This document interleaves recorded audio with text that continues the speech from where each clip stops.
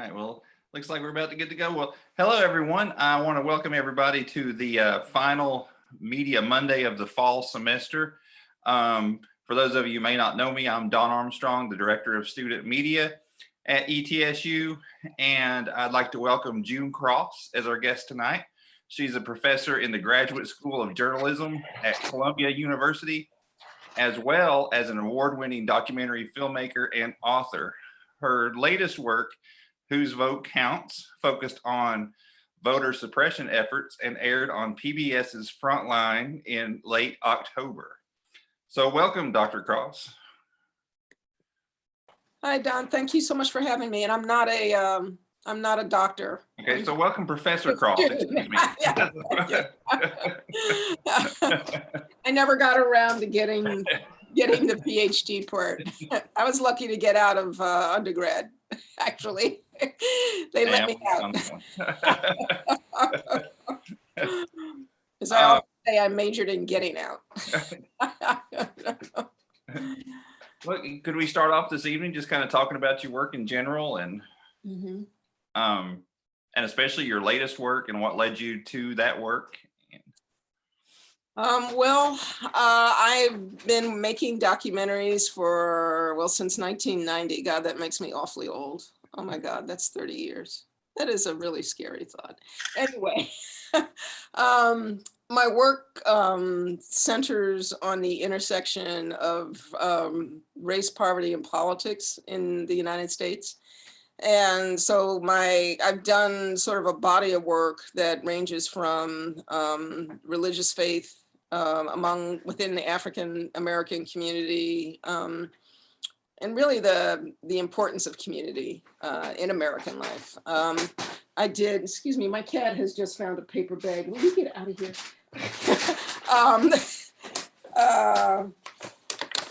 I'm sorry. Then I did a film on New Orleans and the aftermath of the Ninth Ward being drowned out that aired in 2010. Then I did one on HIV in South Carolina. It was sort of the intersection of efforts to try to get more medical care for people living with HIV, especially in the rural South. Where the epidemic, up until now, the epidemic had been really centered in rural America, and that was 5 years ago. And then I got interested after the 2016 election, I noticed that there were about 1 million Black voters who had voted in 2012 who were missing in 2016. So I got interested in what had happened to them. And initially I was focusing on efforts on social media, on Facebook and Twitter. And then I got interested, as a result of that, I began to learn about all these laws that had been passed, basically making it more difficult to register and vote. And almost in 40 of the 50 states since 2013, when there was a crucial Supreme Court case, individual states have passed laws that either make it more difficult to register, they've closed polling places, they've changed the hours of the DMVs, which is where most people go to register to vote, all kinds of photo ID situation. So there were all these things that had happened. They've made it more difficult for youth to vote because they've moved polling places from college campuses. So I got interested in this sort of what I think of as the buffet table of voter suppression efforts. And I started working maybe about 2 years ago on this. And then oddly enough, my colleague Jelani Cobb, who works across the hall from me, and I were idly talking one day, and we discovered that we were both interested in the same subject. So we joined forces and did this Frontline that aired October 20th called Whose Vote Counts, which takes a look at this not only through the present day lens, but seeks to give a historical background to where we are now. In the Whose Vote Counts, it primarily focused on the April election. I think it was April in Wisconsin. Yeah, and we were anxious to get out of the South because I think people too often focus like, the South, those people down there, are doing voter suppression. And so I wanted to do a state in the North, and Wisconsin was a good state to do because Governor Scott Walker, who won election in 2010 as part of the sort of Republican tide that took place during the midterms that occurred after President Obama was elected. Took office then, and the following year passed a photo ID requirement for people who wanted to vote.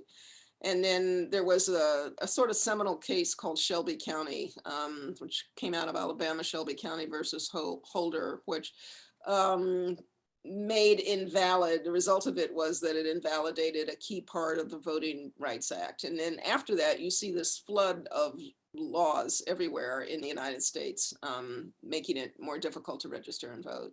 So, and Wisconsin had been the leader in all of these things. Like literally between 2014 and 2020, they had passed somewhere between 7 or a dozen different laws that were, most of which had the impact of restricting the right to vote as opposed to helping more people vote. And I'm aware that this is a question of sort of where you sit on the side. Are you more interested in election security, or are you more interested in trying to increase the greatest number of people to turn out and vote? So we interviewed, those who believe that election security is most important, and as well as those who felt it was restrictive. And I know, let's see, I guess as of tomorrow, we are 2 weeks out after the election, or maybe it's still ongoing, depending on who you ask. Right. Right. Well, it doesn't get certified until December 14th. So that's sort of the drop dead day.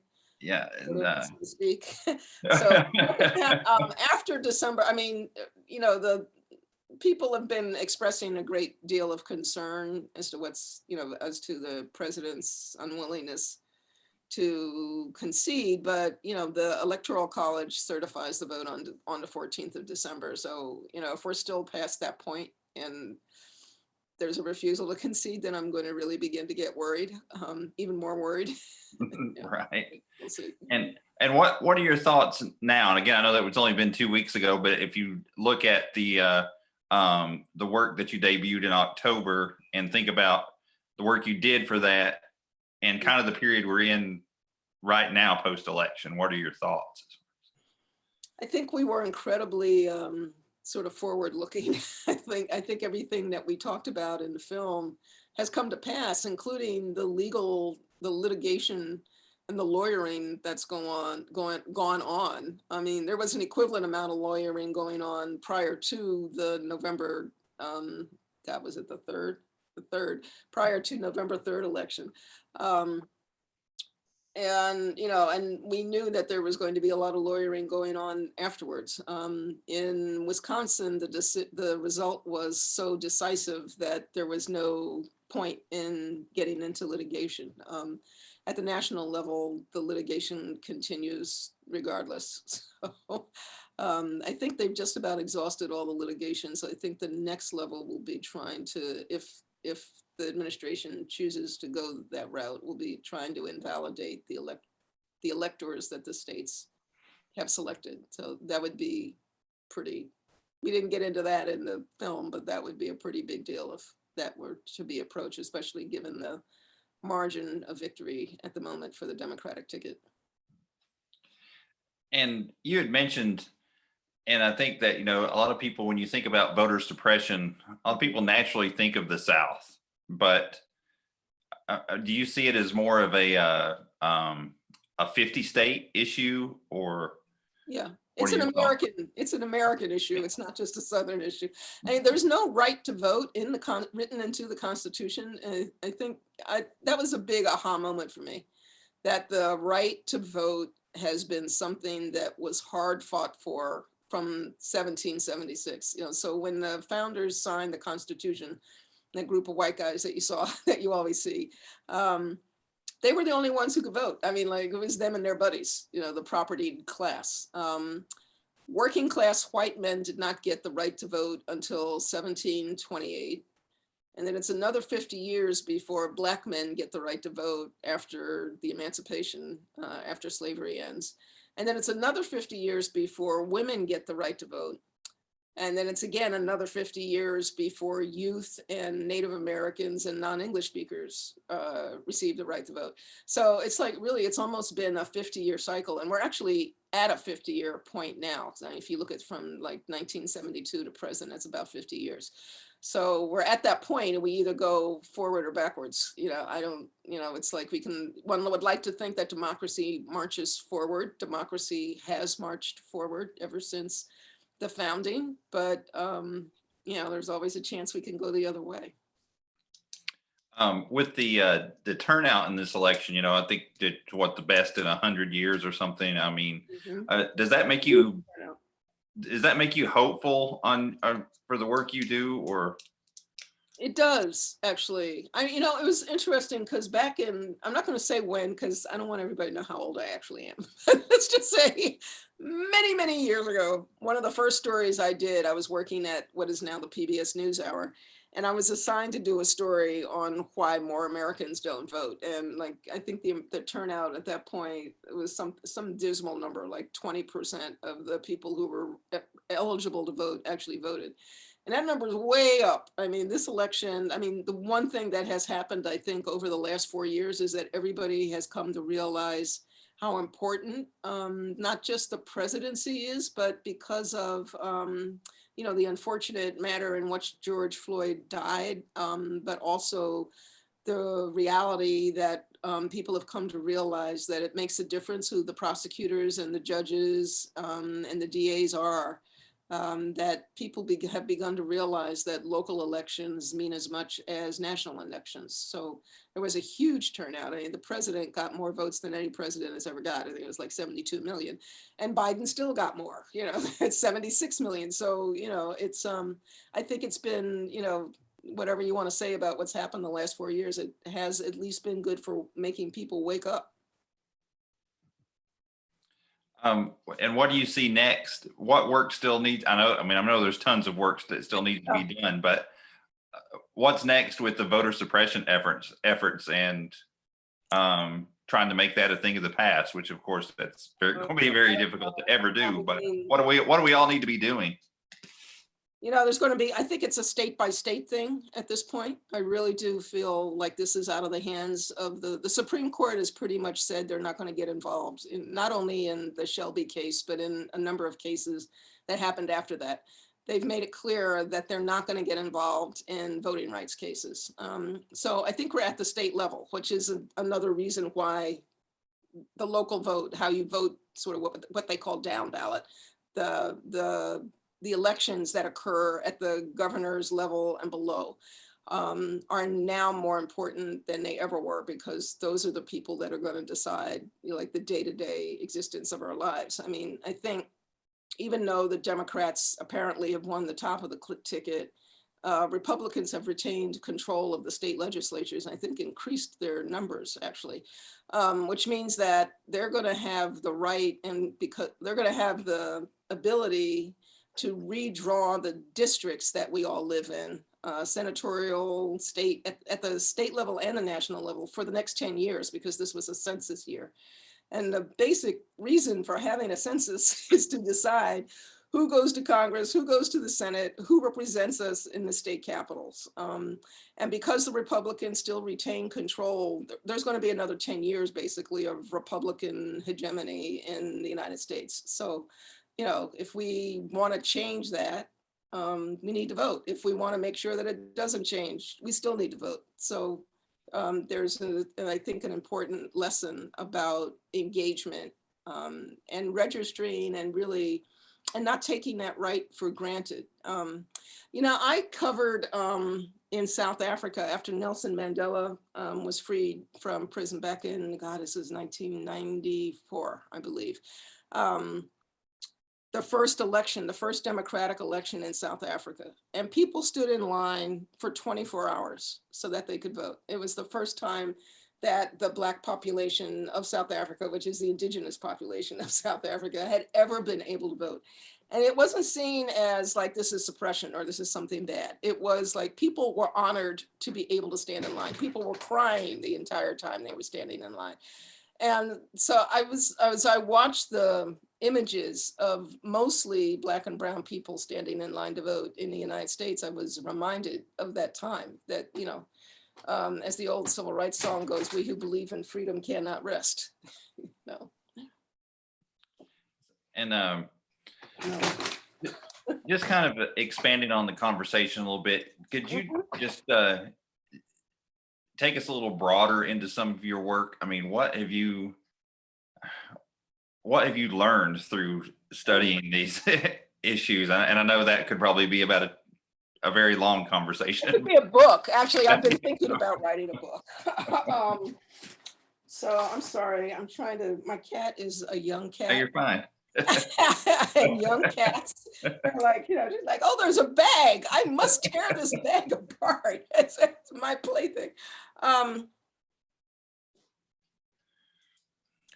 What strikes me is how the Republican right in this country has been able to appropriate the language of civil rights in the last 20 years.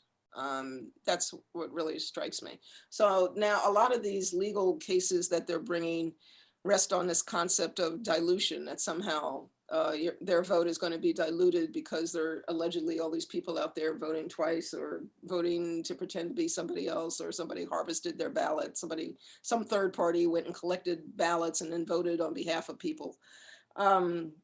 For none of which is there any real evidence. It's not that this stuff doesn't ever happen. It does happen, but not at the level that would sway a presidential election. It might sway a mayoral election or a DA election, but it doesn't sway we're not talking about some large scale conspiracy.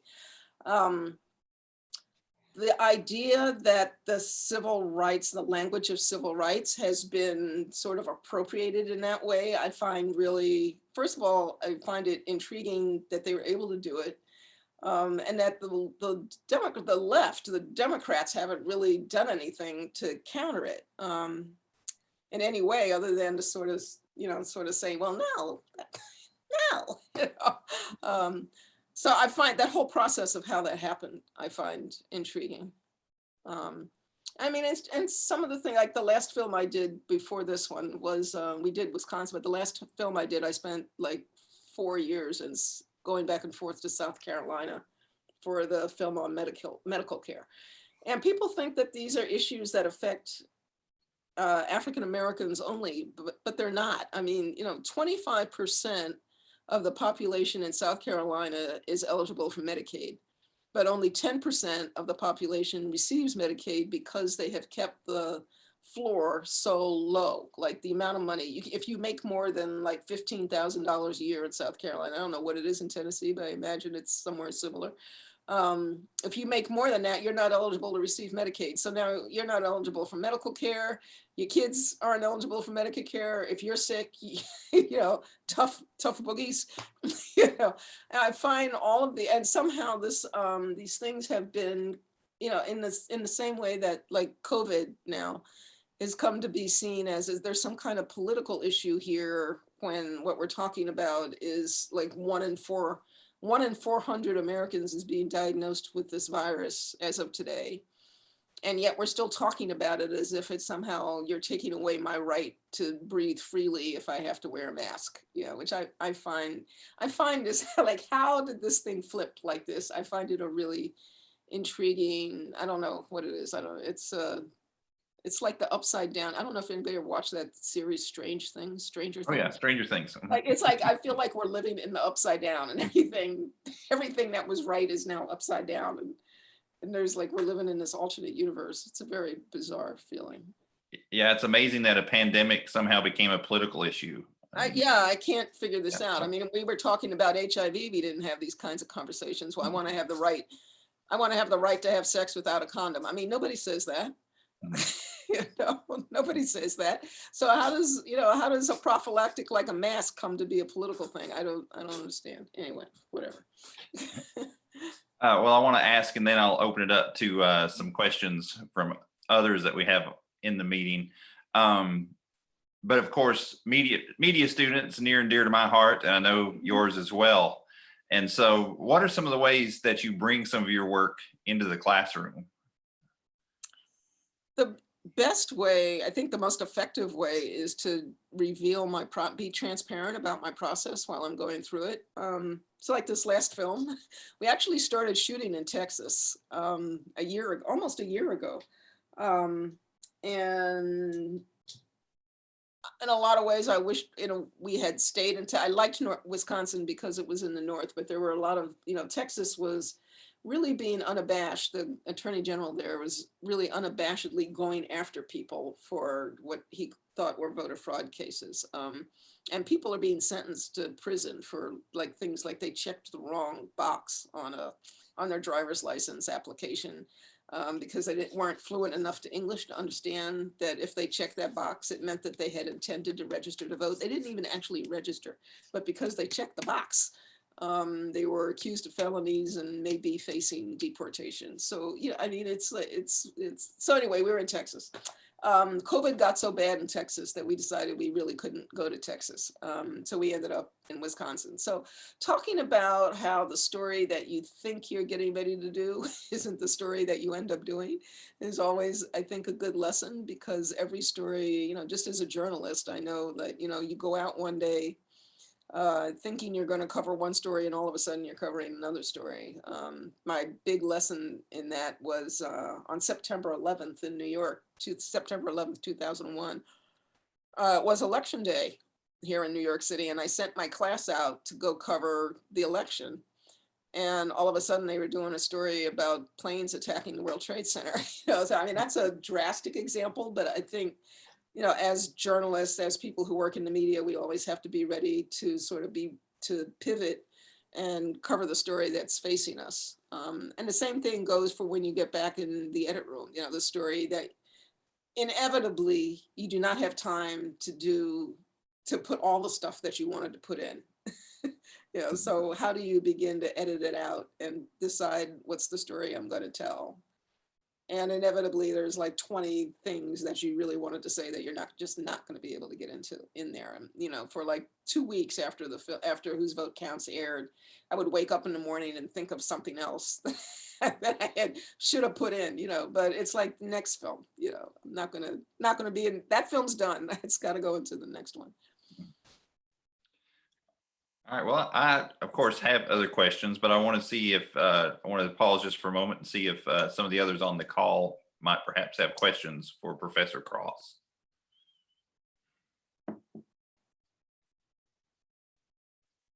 Don't be shy. I'll start, Dawn. Professor Cross, my name is Joy Fulkerson. I'm a colleague of Dawn's, so I'm a staff member. I work in our Division of Student Life and Enrollment and direct our civic engagement programs. So our ETSU Votes initiative is under my umbrella. Dawn serves on that team.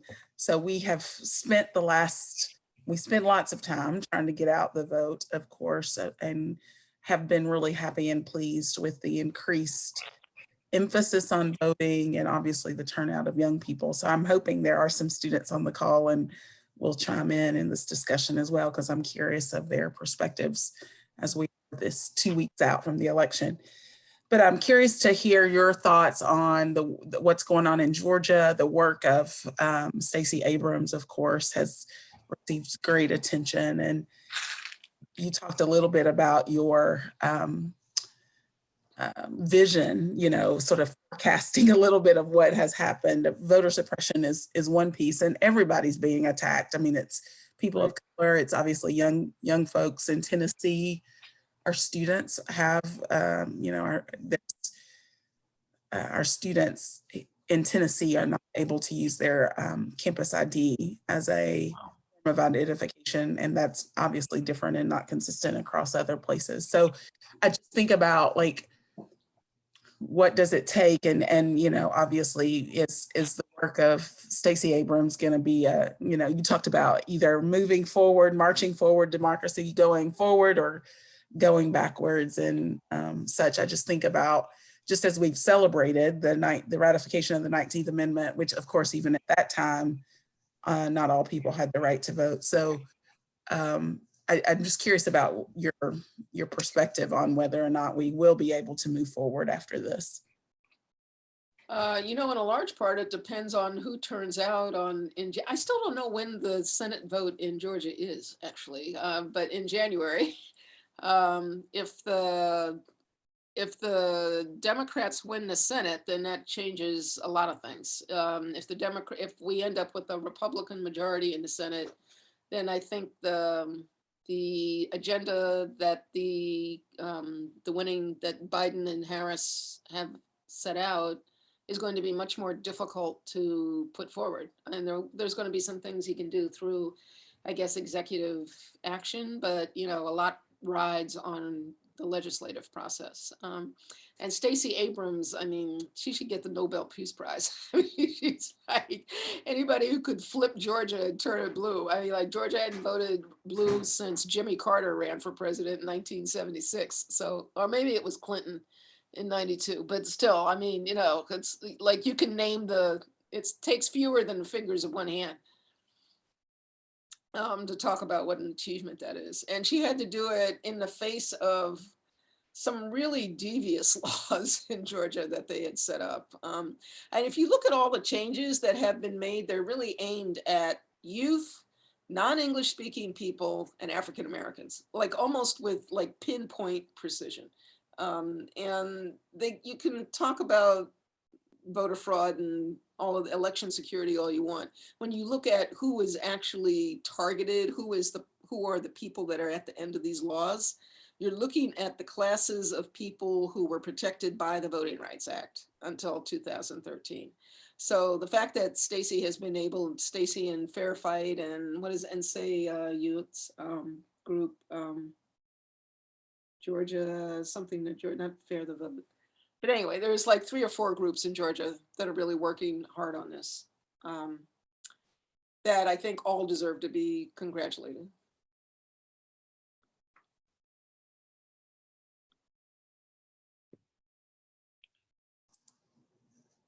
I'm Oh, hopeful. go ahead. We're sorry. Go ahead. Well, I was just thinking about the Voting Rights Act, and I've thought about it a lot, but you know, I also the work of John Lewis, you know, and just the great loss. But how happy I am that, you know, in his absence, this was able to be done. So I'm hopeful that folks do turn out in Georgia and that we can really work to expand that Voting Rights Act. And yeah, I hope so. I'm sure he's doing the happy dance up there in heaven.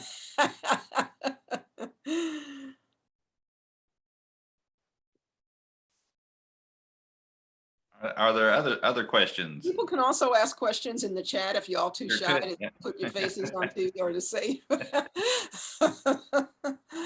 Okay. Yeah, there's one. How do you feel about mail-in ballots? Okay. So mail-in ballots have been used in 5 states for like the last 5 years. And, you know, one of the reasons why the results have been somewhat delayed being reported in this round was because there were a number of laws in place that don't allow elections officials to begin counting absentee ballots until the morning of the election. One of the other things that happened was that the proportion of people who were voting by mail versus the proportion of people who were showing up in person flipped. So if like 20% of the people were voting by mail in previous elections, this time 80% of the people voted by mail. So, you know, like just in Wisconsin, they had 2 million ballots that they had to count, and they couldn't start counting them until the morning of the election. Same thing in Pennsylvania, same thing in Georgia, and almost all of the states that we've been waiting forever. You know, like, I mean, you know, there was some beautiful memes about what was going on in Nevada. You know, you're just like, oh, can't you get the casino workers to count the things? Anyway, But I think, just and a lot of these have to be hand counted, and there are machines that will count them. Those machines cost $60,000 each. So not every state can afford them. Not every county can afford them.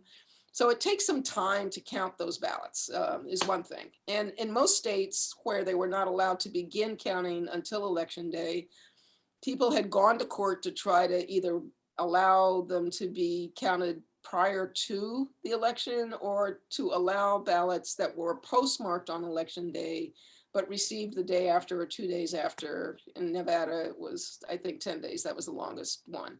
But at the end of the day, they didn't need Nevada was not the deciding state here. If it had been, we'd be in a whole different situation. So this is all to say that I believe mail-in ballots are safe. I believe there are ways you can verify signatures. There's a barcode on your ballot to track it. I actually did this in the state of New York because I did an absentee ballot because I have the asthma and I'm over 60 years old, which puts me in the vulnerable part for the coronavirus. So I had actually mailed in an absentee ballot, and I just by happenstance decided to go check and see it. It had not been, they claimed I hadn't signed it. I know I signed it, but whatever.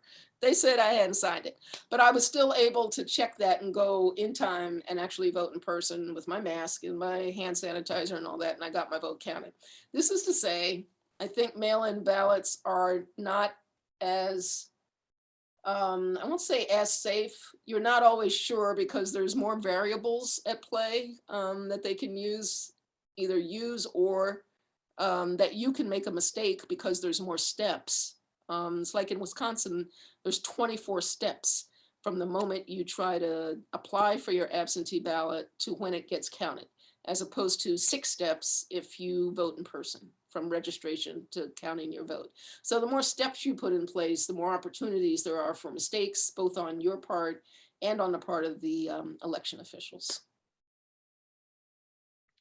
And from Amanda, she says she talked about moving forward in democracy, but she says she knows a lot of people her age who don't vote, don't get into politics, and they say that their vote doesn't matter. What are some approaches that you would say to encourage them to engage in their right of voting / democracy? I would start by asking them what are the things that they think are important in changing in their community. This is what the approach has been in both Georgia and in Wisconsin. What is it you want to change in your community? What does your community need to become whole? And then look at the responses and consider where are the leverage points that you have. So if it's criminal justice, you have a vote over who the district attorney is. You have a vote over who the judge is. Those people who are sentencing all of our young men to prison and too many of our young women, we vote those people in. Most of those people get voted in. We have a choice on that. So I think a lot of people don't realize that. So if you're looking at it in the terms of the electoral college, except if you're not in a swing state, well, yeah, maybe your vote doesn't matter. But there are a lot of things going on in your community where your vote does matter, and like focus on the local.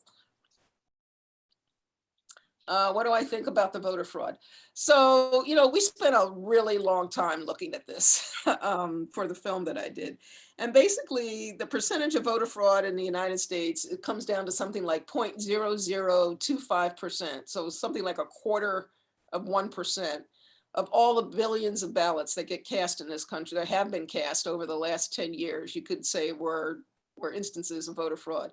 And very few of them are instances where people impersonated someone else. A lot of them are mistakes. We went through this once in 2005 during the Bush administration, when a whole crew of people came into the Justice Department who were convinced that voter fraud was a big issue.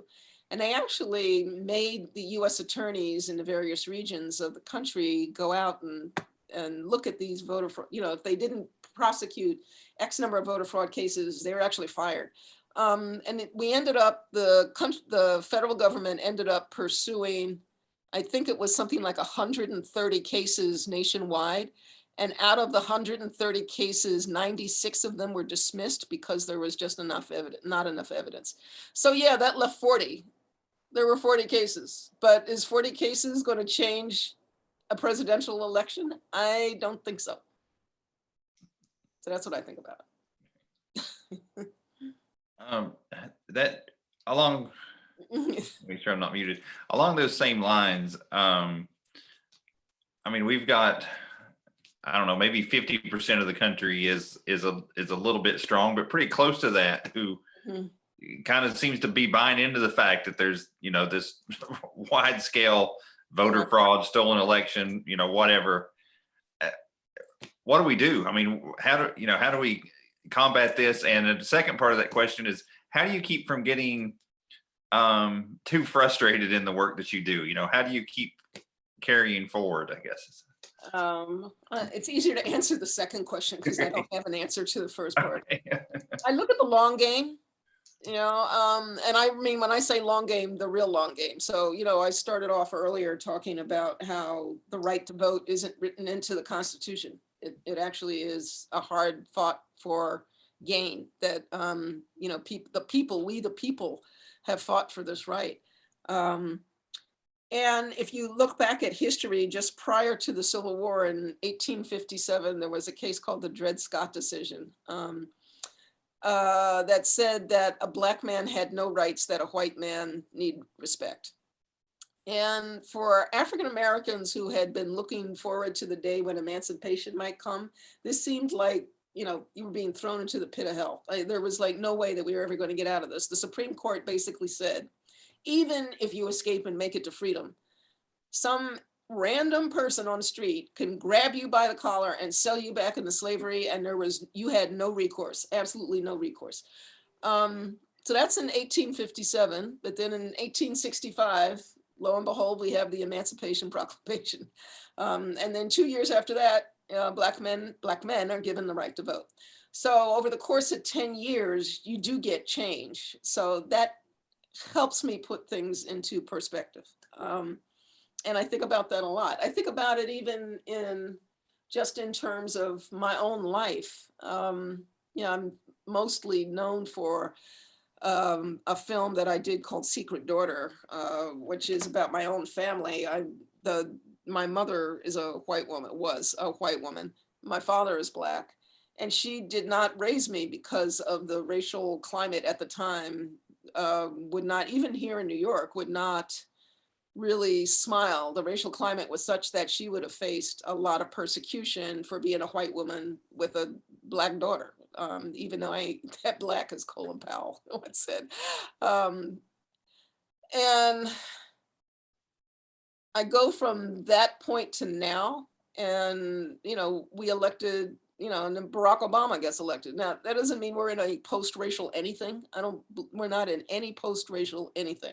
But from that time from 1954, when I'm born, till now, I can see the progress that has been made. And I'm really glad that this younger generation, the 20 somethings, your students, are now arguing and fighting that, we haven't come far enough, we haven't gone far enough, and we're putting up with too much. I think all of those things are true.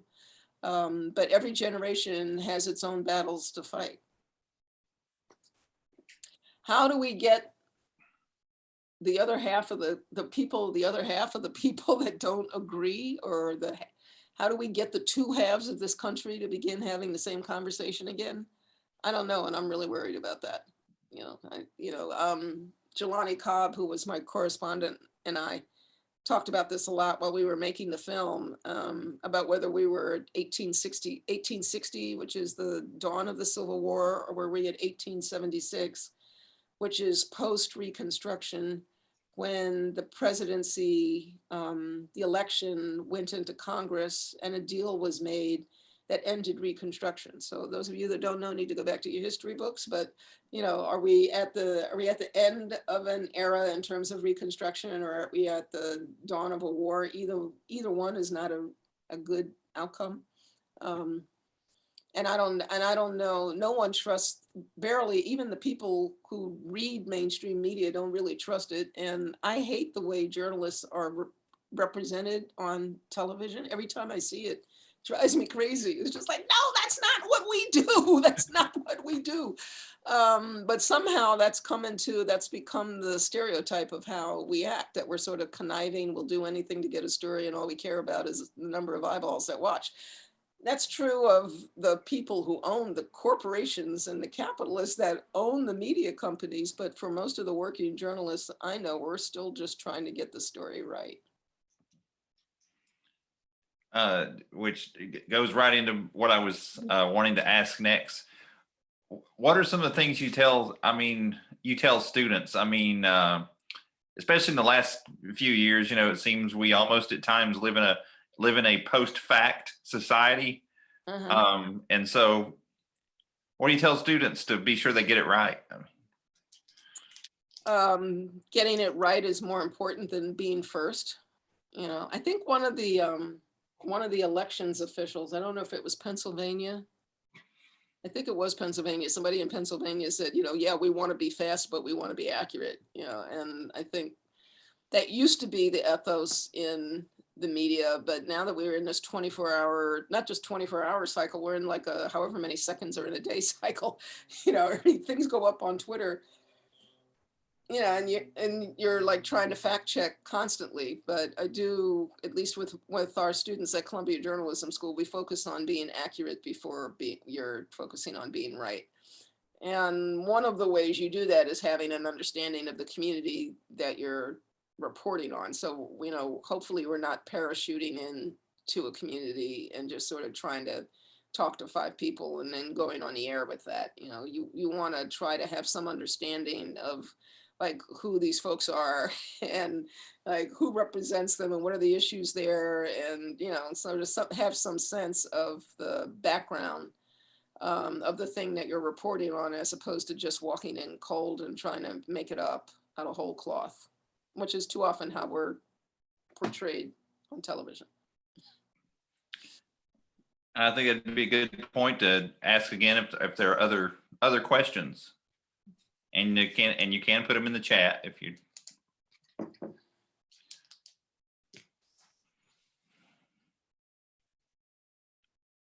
I see Kate Trabalka on here now, who's the executive editor for the East Tennessean. So I am going to put her on the spot. Kate, I know you have a question. You always do. Sorry that I was late. Our class got out at like 7:37, but oops. I'm glad to be on here now because I was really looking forward to being able to ask you some questions. And I don't know what's been asked so far. So if I ask a repeat question, just let me know. I'll just say the same thing in a different way. Don't worry about it. I guess sort of going on top of advice for students just regarding like getting it accurate as a first priority in terms of that before getting something out first, and also just the pressure and the way journalists are viewed now, especially in the past 4 years.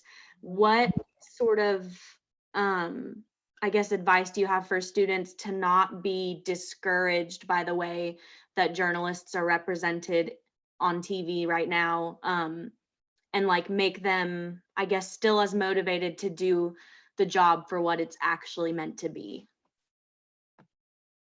We're in the middle now because everybody's, the march over the Edmund Pettus Bridge, which led us to the Voting Rights Act, was in fact initiated because a young Black man was shot by a state trooper, a young man named Jimmy Lee Jackson. He was 19 years old. And Jimmy Lee was handcuffed to his bed in the hospital until he died. He'd been shot in the stomach. The state trooper was not ever charged with anything. And I tried mightily to get this in the film, but it was just too much. It was very similar to Jacob Blake in Wisconsin, right? So that led us to the Voting Rights Act. This is another lesson in don't let the day by day sway you. Keep your eye on the long game. So I guess what I would say is if you understand your history and you can learn enough if you can have experts in your pocket somehow who will help you understand what it is you're going through, what it is that's going on, that is one way to help. At the school right now, we're going through, at Columbia Journalism School, we're going through a process of really questioning the entire idea of objectivity. And one of the things that I sent my dean today was a paper, sort of raising this issue of this concept called co-creation, which is when you land in a community, as opposed to going there with the story that you think you want to tell, ask the people who are living there, what is the story that hasn't been told? What is the story they wish the media was telling? So, I mean, I think that is an approach that you can use, especially if you're like, I mean, local news reporters are the best placed people to begin to change some of this. I mean, you have to report to your news directors, and news directors are the big X factor here. But I cannot help but be optimistic that if we can train enough young reporters who will just be a guerrilla army against these news directors that are only going for ratings and eyeballs on their website, and leading with, you know, like, if it leads, it bleeds. You know, there are other ways to approach, other ways to reframe some of the stories that we're covering. And I think understanding what the concept of framing means is an important one, right? So it's coming up a lot now because President Trump is like President Trump, and when we've all been fixated on what did he tweet today. The tendency is to still write from that perspective, but if you flip the switch, you know, so instead of, you know, what Trump didn't do about coronavirus today, what is Biden doing about, you know, what efforts is he making to try to do something about coronavirus, assuming there's a peaceful transition on January 20th, which I'll set to the side for the time being. But how are we going to change the framing of how we talk about an issue? Vox did a really good, I don't know if you know about Vox, VOX. They did a really good thing this election cycle. They went out and they talked to, instead of doing like the horse race, the political horse race, they went out and asked voters, what do they wish that the candidates were talking about that they're not talking about? And then they came up with a series of, I think, 9 short videos on everything from public transportation to daycare to education, you know, like things that the candidates are just not being asked about in the debates. And they did a series of short videos about that. And I would say that that's a start. You know, that if we have the power as journalists to begin to set the conversation, and we need to own that power instead of trying to do the, you know, he said, she said story all the time. In the first place, there's no such thing as a story with only 2 sides. In my career, it seems like every story I've covered has had at least 5 sides. Sometimes there's up to a dozen. So I think the more complicated we can make the story, the better off we are. And sometimes it's just a matter of framing it and learning how to unspool it in a way that makes it palatable to our audiences. I'm going to try to find the link for that series, and I'll put it in the chat while we're talking. Thank you so much. Mm-hmm. I don't know if I even answered the question, but I think it was in there somewhere. No, you definitely did. And that was also very insightful. And honestly, we've had a lot of conversations about that here recently. One of the professors in the journalism department recently started a magazine called Overlooked in Appalachia that was started in one of my reporting classes. And we sort of try to report on the stuff that's overlooked in the Appalachian region. Uh-huh. And there's this whole question of why people from either out west or like reporters from New York will try to come to this region and like sort of, I guess, write about how it's viewed from people outside of Appalachia.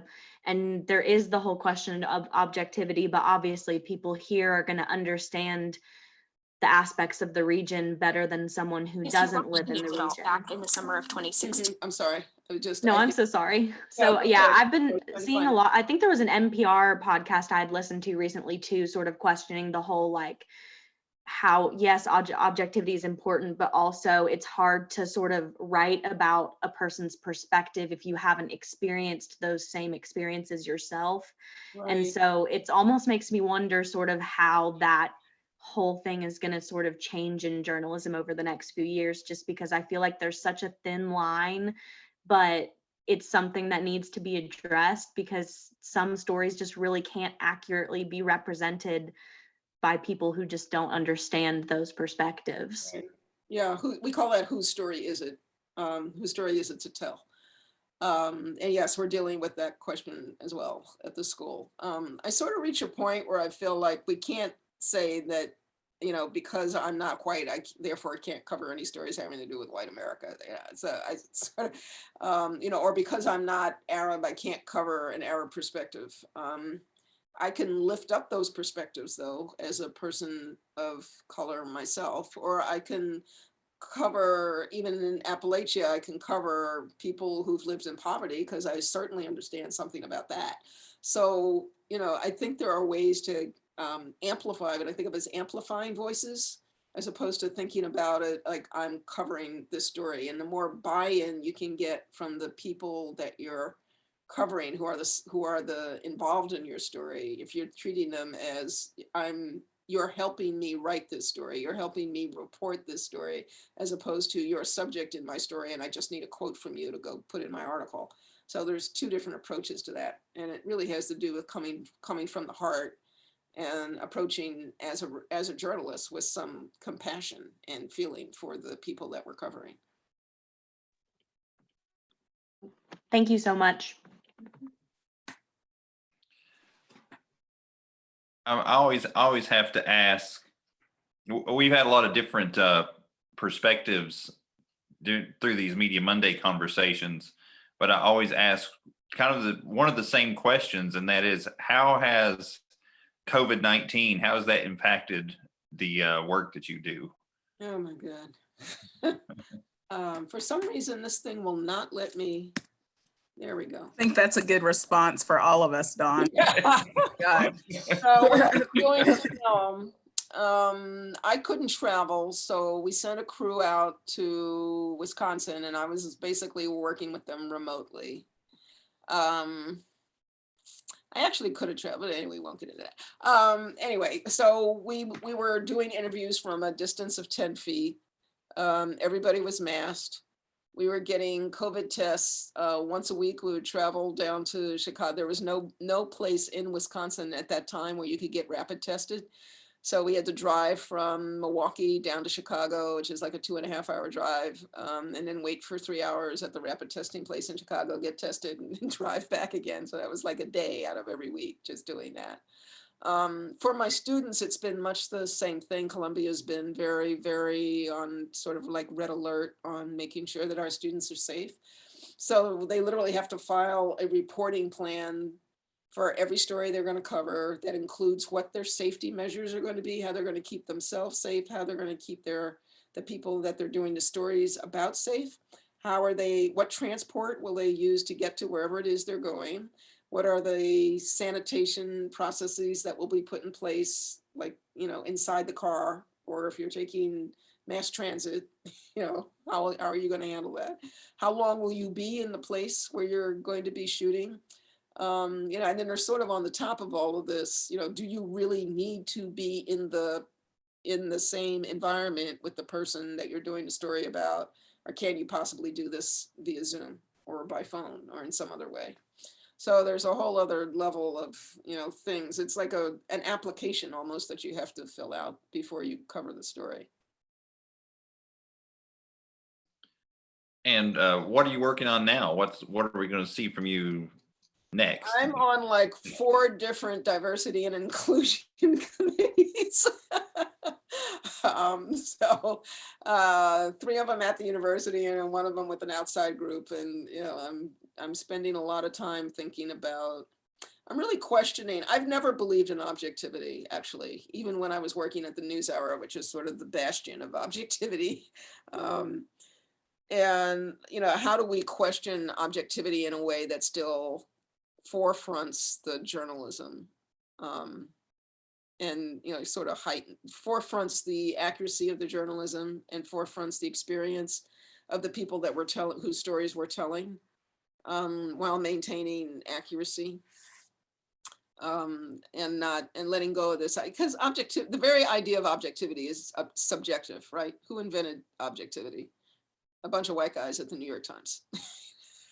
So, and they were mostly white guys, none of whom were from Appalachia. A bunch of Northerners at the New York Times, a bunch of elites sat around and decided to come up with this thing. So, it hasn't really behooved any of us to, sort of have this elitist sort of perspective on, somehow we know what's best about what we're covering about your story, and you're just here to give me a quote. It's just extractive and exploitive, and hasn't worked well for anyone. Well, we have just a few minutes left. Let me open up the floor again. Do we have anybody else who wants to ask a question? I do, Dawn. Hello, my name is Carshonda Martin, and I'm the director of the Multicultural Center. So thank you for being with us tonight. Your last comment sort of made me think of the question that I want to ask, because I think right now there's a lot that we're experiencing. So the pandemic, reaction over the election and things that's happening now, and the shootings over the last year or even over the last several years. And so as a person of color, being in the role that I'm in, sometimes it gets very exhausting. And so when you had mentioned how many diversity or equity and inclusion committees you're on, it just made me think, I'm doing things on campus because it's my job, but then I'm also doing things because I have a special interest, and I'm just connected to that. And so many times it does have to deal with diversity. So for you, how do you not get a break, but how do you de-stress? How do you manage sometimes having a lot of feelings and emotions that go into a lot of these conversations and the work that we do in terms of diversity? So how do you continue to do the work that you do without getting burned out, without getting stressed? Well, I'm not going to lie. Sometimes I do get burned out and stressed. But I do yoga and Pilates. I go for walks. Walking is a big one for me. I have I practice Buddhism, so I chant. My faith helps me. I think of it as a mission that I have to do this work, and so thinking it in that way, even when I'm tired, it helps me get over helps me get over. So there are a variety. There's no one thing, because you're never going to not be stressed. So sometimes what you just do is pray for the wisdom to do the next priority thing in the order that it needs to be done in, because that buffet table, that table of stuff that you got to do is going to be there, and you can't eat the whole table at once. So, but what is the one thing that I can do right now that will give me the biggest payback later? So sometimes it's just thinking like that. And all that stuff will have to get dealt with whenever it gets dealt with. But I can't spend the rest of my life getting stressed out about it. Yeah. Amen to that. Yeah. All right. Well, with that, it looks like we are right at the 8 o'clock hour. And so I want to thank everybody for being in on the conversation tonight. And just a huge thank you, Professor Cross, for taking the time to join us virtually here at ETSU. We just can't thank you enough for, I know you're extremely busy, so I really appreciate you taking the time to be with us this evening. Oh, well, thank you for inviting me. One of the great things of this pandemic is that we can all go everywhere all of a sudden, right? I don't have to get on a plane. Yep. I can just make a phone call. That's easy button. So thank you. Good luck, everyone, on your careers, and thank you for all you're doing. Send us some students. Send us some students at Columbia. Thank you. Okay. All righty. Thank you. Thanks, Dawn. This was great. Thank you. Okay. Bye-bye. Thank you so much. Mm-hmm.